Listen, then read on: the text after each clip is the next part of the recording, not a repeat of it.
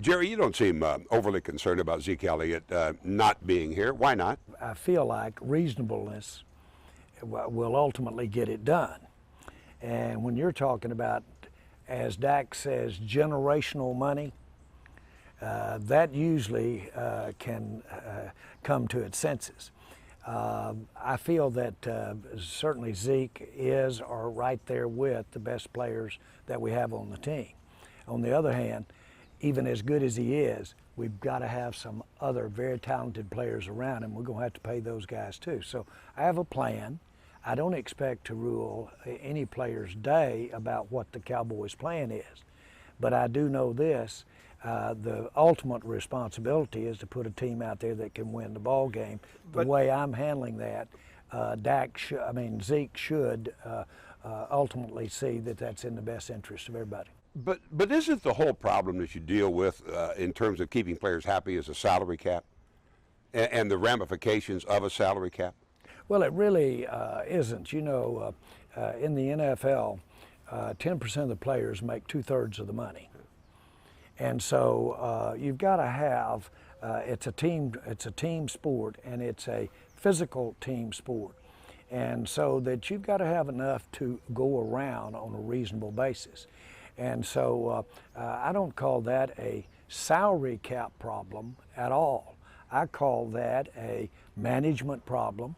And if you've got to basically not pay everybody what they want, which would be impossible to do, to manage your team, that's a part of the art of the deal. That's part of managing. That's part of getting it there. But actually it would be possible to do, wouldn't it? I mean, in an industry that makes billions of dollars, I mean, your franchise valued at $5 billion now, why do free market capitalist-loving owners have a salary cap to control the salaries of players? Isn't that a socialist type of system? So that they do not kill each other financially.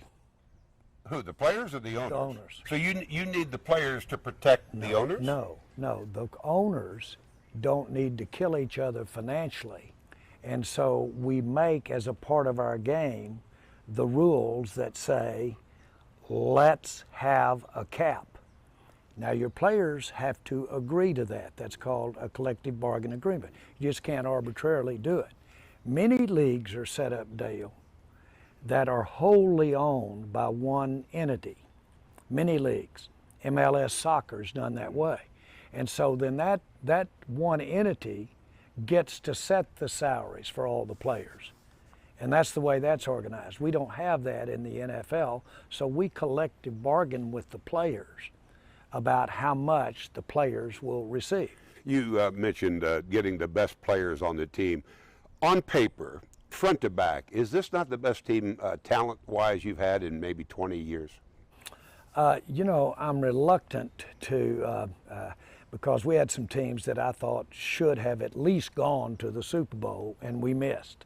And I thought they were some pretty talented teams. But this is right there with it. And it's right there with a couple of those that Romo was the quarterback that I will go to my grave regretting that we didn't get in a Super Bowl with those teams. But we've had talent in the past that should have gotten us to the Super Bowl. And of course, if and buts or candy and nuts or whatever that deal goes. But the bottom line is we've got a great team, and we're going to get it as prepared as we can, and we got a shot. Not necessarily the Super Bowl, but if you don't get closer than you have been, can you bring Jason Garrett back next year? Yes. 8.5 years head coach of the Dallas Cowboys with 2 playoff wins. There was an owner that 30 years ago said winning is the name of the game and that winning is the only thing that matters. If you bring Jason Garrett back for another year with only 2 playoff wins, you can't say that anymore, can you? Well, I think that not in fairness to any individual, but in fairness to the opportunity to win again or to win the Super Bowl the next year, you've got to ask yourself when that time comes, does having that coach with this makeup of players give you the best chance right now, or does changing that out give you the best chance? I'll make that decision based upon the best chance to win if it's next year. What are you going to do if a player takes a knee during the anthem?